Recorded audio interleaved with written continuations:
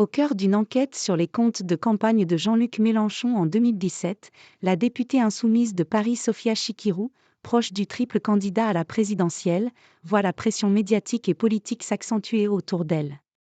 La justice soupçonne Mediascope, sa société de conseil en communication, d'avoir surfacturé certaines prestations lors de la campagne de Jean-Luc Mélenchon en 2017, ce que nie l'élu de 44 ans, connu pour son franc-parler. Selon le journal Le Monde mardi, celle qui était à l'époque la responsable de la communication du candidat de la gauche radicale, devrait être prochainement entendue par un juge en vue d'une éventuelle mise en examen pour escroquerie aggravée. De quoi nettement accélérer un dossier passé au second plan médiatique ces derniers temps. La chef des députés de la France insoumise, LFI, Mathilde Panot a appelé mardi en conférence de presse à ne pas accorder trop d'importance à ces informations, dénonçant des mensonges.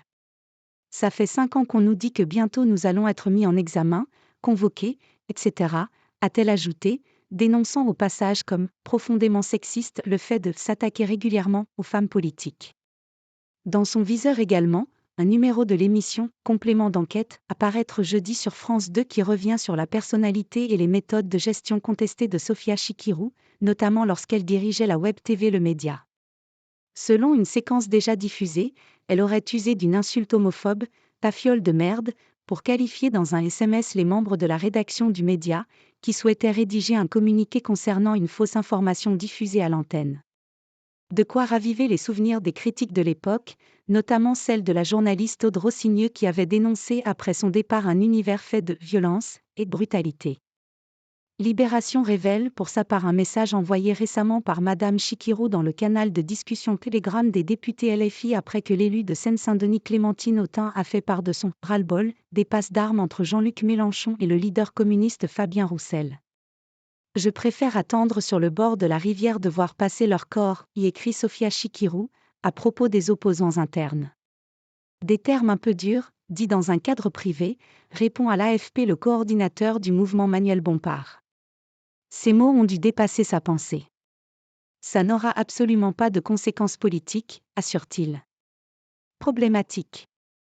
Pour la députée de Dordogne Pascale Martin, qui avait déjà pris ses distances avec la direction de LFI au moment de l'affaire Quatennens, ces pratiques méritent explication. Si elles sont confirmées, les révélations du Monde constituent des faits profondément contraires à l'éthique militante insoumise et au projet de société que nous défendons chaque jour en tant que députés. Aux milliers de militants et bénévoles sincères, Madame Sophia Chikirou doit des explications. Les pratiques doivent changer, a-t-elle écrit à l'AFP. Le cas de Sophia Chikirou est particulièrement épineux au sein de LFI en raison de la relation qui lui est prêtée avec Jean-Luc Mélenchon, même si ce dernier a nié en 2018 que son ancienne conseillère soit sa compagne. C'est sûr que c'est compliqué d'être en désaccord avec elle. Jean-Luc va la défendre plus que les autres, souffle un élu LFI. Les éléments sortis dans la presse sont problématiques, abonde ce responsable. Ancienne militante au Parti socialiste, Sophia Chikirou avait suivi Jean-Marie Bockel, qui avait fondé en 2007 la Gauche moderne, un parti social-libéral, très vite soutien d'un Nicolas Sarkozy déterminé à ouvrir sa majorité. C'était tout un contexte, expliquait-elle cet été à l'AFP, invoquant ce « moment de grâce » de Nicolas Sarkozy dont elle pensait qu'il avait « débarrassé » la France de l'extrême droite. En 2008, suivant les conseils de Jean-Marie Bockel, devenu secrétaire d'État, elle retourne à gauche. Dans la foulée, elle rejoint le parti de gauche et Jean-Luc Mélenchon.